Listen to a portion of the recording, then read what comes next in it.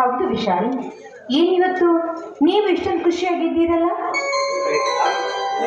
ರೇಖಾ, ಇವತ್ತು ನನ್ನ ಬಾಳಿಗೆ ಇವತ್ತು ನಾನು ಹೊಸ ಮನುಷ್ಯನಾದ ದಿನ. ನನ್ನ ಕಾಲ ಮೇಲೆ ನಿಂತುಕೊಂಡೇ ದಿನ. ಈ ದಿನಗೋಸ್ಕರವಾಗಿ ಎಷ್ಟೋ ಆಸೆಗಳನ್ನು ಇಟ್ಟುಕೊಂಡಿದ್ದೆ. ಇವತ್ತು ನಿನ್ನ ದಯದಿಂದ ಈಡೇರಿತು. ಏನದು? ಇವತ್ತು ಮೊದಲೇ ತಿಂಗಳ ಸಂಬಳ ಬಂತು. ಹೌದಾ? ಈ ಸಂತೋಷಕ್ಕೆ ನನಗೇನು ಕೊಡೋದಿಲ್ವಾ ನೀವು? ಖಂಡಿತ ಕೊಡ್ತೀವಿ ರೇಖಾ. ತೆಗೆದುಕೊಳ್ಳಿ.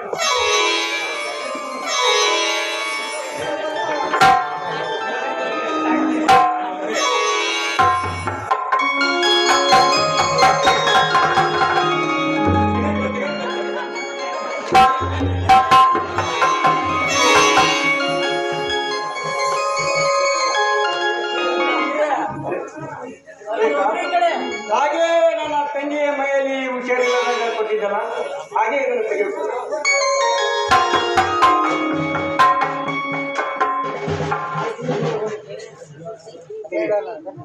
ಸಾರಿ ವಿಶಾಲ್, ನಾನು ಒಬ್ಬರಿಗೆ ಒಂದು ಸಾರಿ ಕೊಟ್ರೆ ಮುಗಿದೋಯ್ತು, ವಾಪಸ್ ಅದನ್ನು ತೆಗೆದುಕೊಳ್ಳೋದಿಲ್ಲ. ಏಕೆ ರೇಖಾ?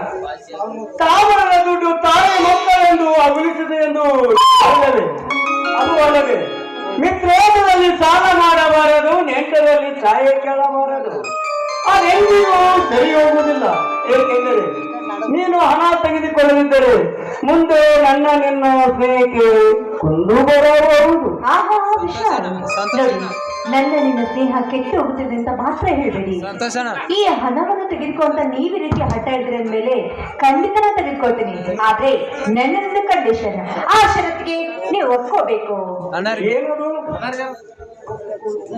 ಒಪ್ಕೊಳ್ತೀನಿ ಅಂತ ಮೊದಲು ನನಗೆ ಪ್ರಮಾಣ ಮಾಡಿ. ಹಾಗಾಗಿ ತಾಯಿ ಮೇಲೆ ಪ್ರಮಾಣ ಮಾಡಿ ಹೇಳುತ್ತೀನಿ. ನೀನೇನೇ ಕೇಳಿದರೂ ನಾನು ಒಪ್ಪುತ್ತೇನೆ. ವಿಶಾಲ್, ನಾನು ನಿಮ್ಮನ್ನು ಮನಸಾರೆ ಪ್ರೀತಿಸ್ತಾ ಇದ್ದೀನಿ. ಈ ಜನ್ಮದಲ್ಲಿ ಮದುವೆ ಅಂತಾದ್ರೆ ಅದು ನಿಮ್ಮನ್ನೇ. ಬೇಡ ರೇಖಾ, ಬೇಡ. ಬಂಗಾರದ ಪಂಜರದಲ್ಲಿ ಸುಖವಾಗಿ ಅನ್ನ ತಿನ್ನುತ್ತಾ ಬಾಳುವ ಗಿಳಿ ನೀನು ಕಾಡು ಕಾಡಿಗಾಗಿ ಪರದಾಡುತ್ತಿರುವ ಹಸಿವು ಬಯಕೆಯಿಂದ ಬರುತ್ತಿರುವ ನೀನು ಕಾಗೆ ನೋಡಿನೇ ಬಾಳಬೇಕು ಎಂಬುದು ಆಸೆ ಪಡುವ ತಪ್ಪು ರೇಖಾ. ವಿಶಾಲ್, ಬಂಗಾರದ ಪಂಜರದಲ್ಲಿರುವ ಗಿಳಿ ನಿಜ ನಾನು, ಆದ್ರೆ ನಂದು ಕೂಡ ಆ ಆಕಾಶದ ಹತ್ರ ಹಾರಬೇಕೆನ್ನುವ ಆಸೆ ಇದೆ. ಮರಕ್ಕೆ ಹೋಗ್ಬೇಕೆನ್ನುವ ಆಸೆ ಅಷ್ಟೇ ಅಲ್ಲ, ಹಲವಾರು ಪಕ್ಷಿಯೊಂದಿಗೆ ಮನಪೂರ್ವಕವಾಗಿ ಹಾರಿ ಮಾತಾಡ್ಬೇಕೆನ್ನುವ ಆಸೆ. ಯಾಕೆ ನಾನು ಆಸೆ ಪಡೋದ್ರಲ್ಲಿ ಯಾವ ತಪ್ಪಿದೆಯಾ? ಆಸೆ ಇರುವುದು ಸಹಜ ರೇಖಾ, ಆದರೆ ಗಿಳಿಯ ಜೊತೆ ಹಾರಾಡಬೇಕು ವಿನ ಕಾಗೆನೊಡನೆ ಬಾಳಬೇಕು ಎಂಬುದು ಆಸೆ ಪಡುವುದು ತಪ್ಪು ರೇಖಾ. ಅದ್ಯಾಕೆ ತಪ್ಪಾಗುತ್ತದೆ?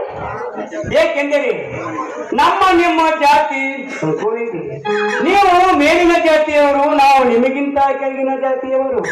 ನೀವು ಭಾರಿ ಶ್ರೀಮಂತರು, ನಾವು ಕಡುಬಡವರು. ನೀವು ಸುಖದ ಸುಪ್ಪತ್ತಿಗೆ ಮೇಲೆ ರತ್ನ ಕಂಬಳಿಯ ಮೇಲೆ ಮಲಗಿ ನಮ್ಮಂತ ಬಡವರ ಕೈಯಿಂದ ಪಾದ ಸೇವೆ ಮಾಡಿಸಿಕೊಳ್ಳುವುದು ನೀವು. ಒಪ್ಪತ್ತಿನ ಗಂಜಿಗೂ ಸಹಗತಿ ಇಲ್ಲದೆ ಈ ಕಡುಬಡವನ ವಿಷಯನ ಕೈ ಹಿಡಿಯಬೇಕೆಂದು ಆಸೆ ಪಡುವುದು ತಪ್ಪು ರೇಖಾ, ತಪ್ಪು. ಸರಿಯೋ ತಪ್ಪು ಅದು ನನಗೆ ಬೇಕಾಗಿಲ್ಲ. ನಾನ್ ಮಾತ್ರ ನಿಮ್ಮನ್ನು ತುಂಬಾನೇ ಇಷ್ಟಪಡ್ತಾ ಇದ್ದೀನಿ. ಕಷ್ಟ ಬರ್ಲಿ ಸುಖ ಬರ್ಲಿ ನಿಮ್ಮ ಜೊತೆಗೆ ಸಂತೋಷದಿಂದ ಬಾಳ್ತೀನಿ. ಅಷ್ಟೇ ಅಲ್ಲ, ಈ ನನ್ನ ದೇಹ ಕುಸುಮವನ್ನು ನಿಮ್ಗೆ ಅರ್ಪಿಸ್ಬೇಕಂತ ನಾನು ತುಂಬಾನೇ ಹಾತೊರಿತಾ ಇದ್ದೇನೆ. ವಿಶಾಲ್, ಮನಸ್ಸು ಬೇಕಾದನ್ನು ಬಯಸುತ್ತದೆ, ಮನ ಬಂದಂತೆ ಹಾಗೆ ಆಗುವುದಿಲ್ಲ ರೇಖಾ. ಇಬ್ಬರು ಮದುವೆ ಆಗುವುದಕ್ಕೂ ಸಾಧ್ಯವಿಲ್ಲ, ಆಗುವುದಿಲ್ಲ ರೇಖಾ. ವಿಶಾಲ್, ನಾನು ಹೇಗೆ ಹೇಳ್ತಾ ಹಾಗೆ ಕೇಳ್ತೀರಿ ಅಂತ ನೀವು ನನ್ನ ಕೈ ಮೇಲೆ ಕೈ ಇಟ್ಟು ಪ್ರಮಾಣ ಮಾಡಿದ್ದೀರಾ. ಕೊಟ್ಟ ಮಾತಿನಿಂದ ನಡೆದುಕೊಳ್ಳುವುದು ನಿಮ್ಮ ಕರ್ತವ್ಯ. ನೋಡಿ, ನಾನು ಸಂತೋಷದಿಂದ ಇರಬೇಕು, ನಗು ನಗುತ್ತಾ ಬಾಳ್ಬೇಕೆನ್ನುವ ಆಸೆ ನಿಮ್ಮಲ್ಲಿದ್ರೆ ನನಗೆ ಪ್ರತಿಸ್ಥಾನ ಕೊಡಿ. ಇಲ್ಲವಾದ್ರೆ ನಿಮ್ಮ ಕೈಯಾರೆ ತಟ್ಟು ವಿಷವನ್ನು ಕೊಟ್ಬಿಡಿ. ನಿಮ್ಮ ಕಣ್ಣೆದುರಿಗೆ ನನ್ನ ಪ್ರಾಣವನ್ನು ಕಟ್ಕೊಳ್ತೇನೆ. ಸುಖವಾಗಿ ಬಾಳುವ ವಯಸ್ಸಲ್ಲಿ ಸಾಯುವ ಮಾತ್ರಕ್ಕೆ. ಹಾಗಾದ್ರೆ ನೀವು ನನ್ನ ಕೈ ಹಿಡಿತೀರ ತಾನೆ? ಆದರೆ ರೇಖಾ, ಆದರೆ ಏನು ಬಂತು? ನಿಮ್ಮ ಅಣ್ಣಂದಿರು, ನಮ್ಮ ಅಣ್ಣಂದಿರ ಬಗ್ಗೆ ನೀವು ವಿಚಾರ ಮಾಡಬೇಡಿ. ಯಾಕಂದ್ರೆ ನನ್ನ ಅಣ್ಣಂದಿರು ಕಾಮಧೇನು ಕಲ್ಪವೃಕ್ಷ ಇದ್ದ ಹಾಗೆ. ನಾನು ಏನೇ ಕೇಳಿದ್ರು ಸಾಕು ತಂದು ನನ್ನ ಮುಂದೆ ಇಡ್ತಾರೆ. ಅದ್ರ ಬಗ್ಗೆ ನೀವು ಯೋಚನೆ ಮಾಡಬೇಡಿ. ಆಯ್ತು ರೇಖಾ, ನಿಮ್ಮ ಹೆಸರಂತೆ ಹಾಗೆ ಆಗಲಿ.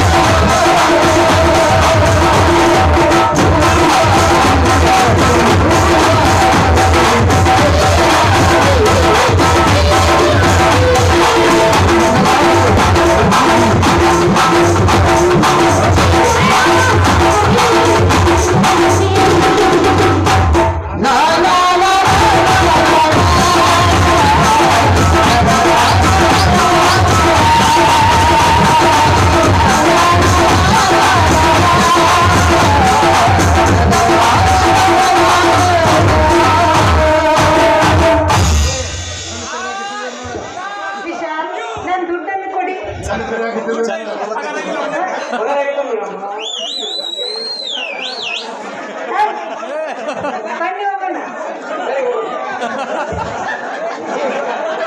हम प्यार